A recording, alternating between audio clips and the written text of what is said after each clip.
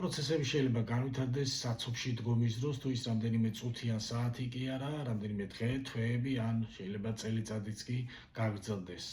და როგორ შეიძლება საცობში დგომა გაცილებით მეტ ბედნიერებას ნიშნავდეს ადამიანებისთვის და მოძრაობის აღდგენა კი ამ ბედნიერების დასასრულს მოასწავებდეს.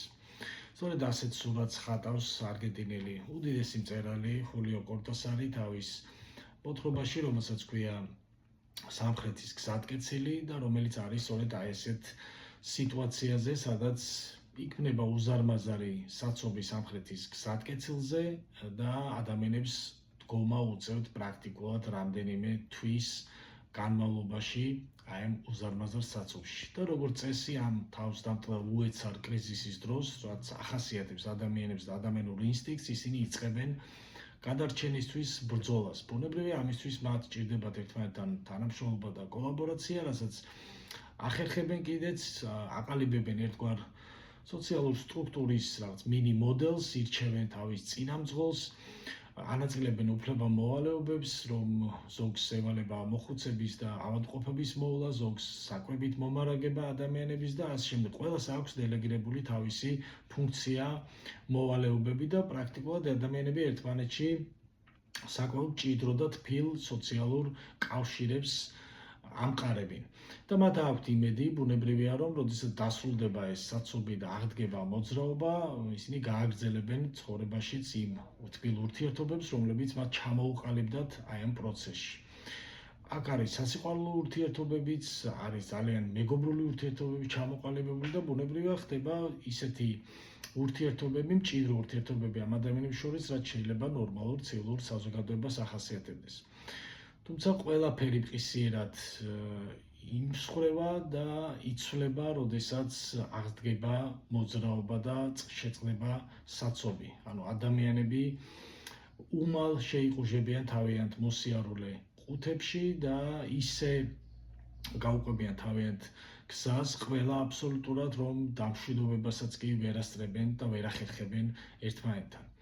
ეს არის უაღრესად ტრაგიკული ტექსტი აი ამ გაგებით, თუ როგორ შეიძლება ცივილიზაცია გაცილებით მეტად იყოს გამოწვევი ადამიანებს შორის გაუცხოების და იდენტობის დაკარგვის, ვიდრე ის ველური პირობები, რომელშიც და ის კრიზისი, რომელშიც შეიძლება ადამიანები აღმოჩნდნენ.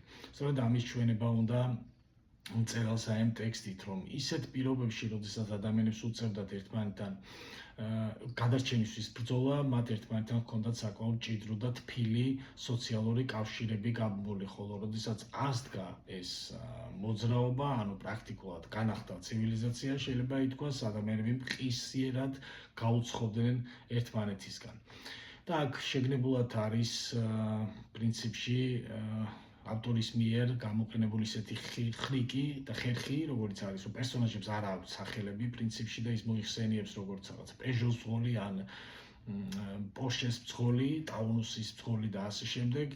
შეგნებულად არის ეს გაკეთებული იმ თვალსაზრისით, თუ ადამიანები იმის გამოსახატად, რომ ადამიანების იდენტობას განსაზღვრავს არა ის, თუ როგორი პიროვნებები არიან და ვინ არიან ისინი სინამდვილეში, არამედ მათი სოციალური სტატუსი. შეიძლება განსაზღვროთ ის, თუ რა მარკის და მოდელის მანქანა ყავს ადამიანებს, ეს უფრო არის თანამედროვე ცივილიზაციის პირობებში განსაზღვრელი ადამიანის იდენტობის, ვიდრე ის, თუ ვინ არის ის პიროვნულად და რა ადამიანია სინამდვილეში.